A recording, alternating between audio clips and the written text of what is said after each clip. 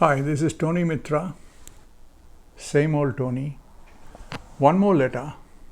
This is actually not one letter, but 337 emails, not physical letter.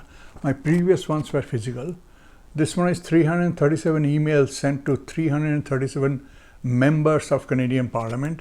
There are a total of 338 members I sent to all except Justin Trudeau. I will send a separate love letter to Justin Trudeau later on. Now, these 337 is basically asking them to topple the Trudeau minority government and save Canada.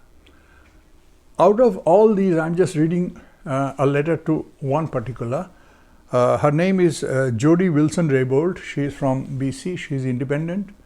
I have been disappointed with her before because I tried to raise a petition with the government portal of Parliament, Canadian Parliament, to force it to consider ordering an independent analysis of the risk posed by COVID-19 and the damage caused by the lockdown, any lockdown.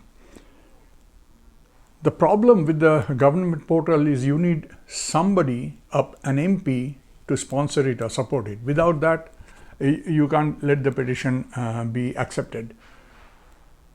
I thought she would accept it because she is not a party member, she is independent. Most MPs are dictated by their party leader. Very few of them can break rank and support a cause as a member's issue, private member's issue, disrespecting the party diktat. Very few can do that, and very few will consistently do that. But independents don't have a boss. They can be guided by their conscience and the wish of the constituents. I thought she would support it. She didn't. And she did not say, no, I will not support it. You got a 1 month period after having raised that petition to find an MP. So I'm not going to support it. Please find somebody else. No, she did not say that. She did not say, I will support it. She did not say, I will not support it. She just sat on it for 1 month. And then the government tells me on the last day that she declined and the period is over, 30 days period is over, so the petition effort is cancelled. So now I understand that I have to find a supporter beforehand by asking around and asking around and asking around. And once I find, if I find, then I can raise the petition. I have raised successful petitions before, but this one is going to be difficult. I will be trying again. Anyhow, I'm explaining all this because it's not that I'm beholden and I'm in love with Jody Wilson-Raybould. I'm not. I just chose this out of the random to read out to you, out of 337. Here's the letter. To Honourable Member of Parliament Jody Wilson-Raybould, Independent, House of Commons, Ottawa, Ontario, Canada, K1A0A6. Date June 19, 2020. Subject: Save what is salvageable of the Canadian ruin and dethrone Trudeau. Honourable Parliamentarian Wilson-Raybould, I write this letter to you with grave misgiving about how COVID-19 is used by the government led by Justin Trudeau to permanently dismember the Canadian way of life for reasons far removed from public safety.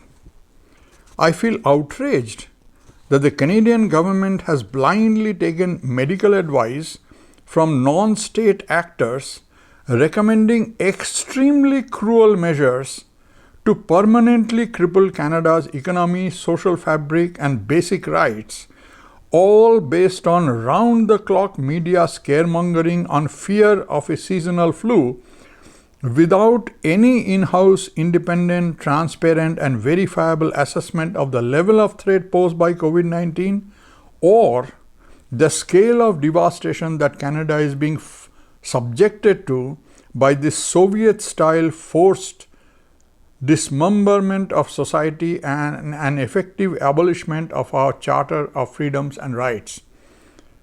No scientist that disagrees with the government's action is allowed to be on Canadian news. The media itself has been turned into a mouthpiece of state propaganda instead of promoters of multiple points of view on national issues. The government's effort to choke Canada half dead in order to save it from a virus is analogous to launching a nuclear missile at Canada as a response to a mosquito flare-up. This follows decades of gradual degradation of our scientific establishment. Scientific research used to be public funded, public owned, and geared for public good. That is history. Today, science is funded, owned, and controlled by the industry, and industry has no interest in funding anybody that finds a problem with its products. Academia is therefore flooded with one-sided view promoting questionable products whose value, effectiveness, and necessity are no more questioned. Anybody that dares to say otherwise is fired or defunded and buried by the controlled publishing world of journals and peer-reviewed papers. Science has consequently lost its neutrality, its objectivity, and its very honesty. Today's science is more voodoo and fiction than real science.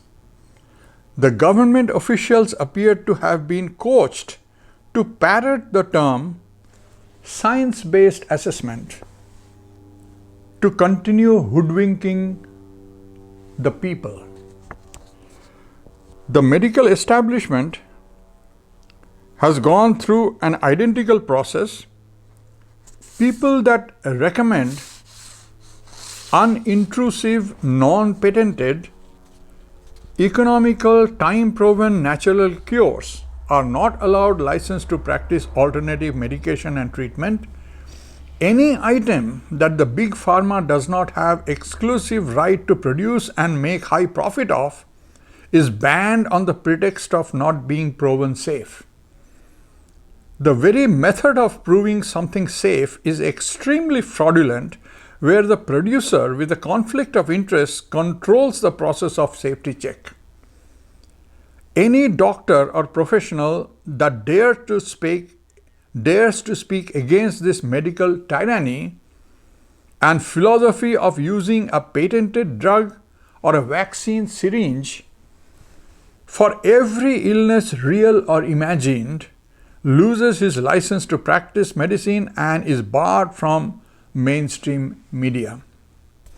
The media itself has stopped being the projector of multiple views and turned into a single source of manipulated propaganda. The legal system has become a chariot for the rich and out of bounds for the common man. We are living in a world of distorted reality where news media doles out fabricated lie, politicians destroy politics, doctors destroy health, and legal system destroys justice. And now Canada is being turned into a province of Bill Gatesistan, so that all citizens, willingly or not, has to be vaccinated against a bogus virus without which one will be denied to live a normal life.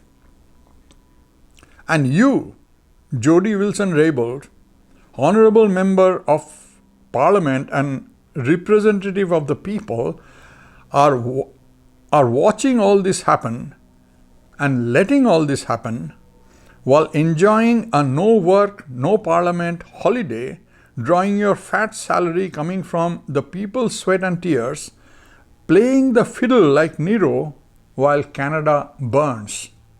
How dare you?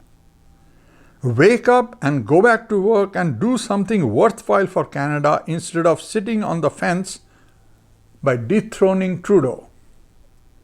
I am, by this letter, asking you, Jody Wilson-Raybould, to help evict Justin Trudeau and his team from the seat of power, so a new alliance could perhaps be made among existing MPs, or a fresh election is called so that we Canadians can have a government that is for us Canadians and not for a non-Canadian gang of medical mafia.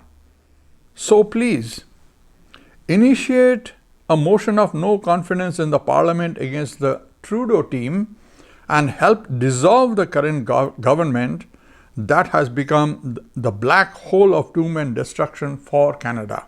Thanking you, Tony Mitra. My address, my phone number, and my email. So that is the love letter sent out today by email to Jody Wilson-Raybould, independent parliamentarian from British Columbia. And that's my work of today by reading into the camera one more letter. Thank you, sir and ma'am.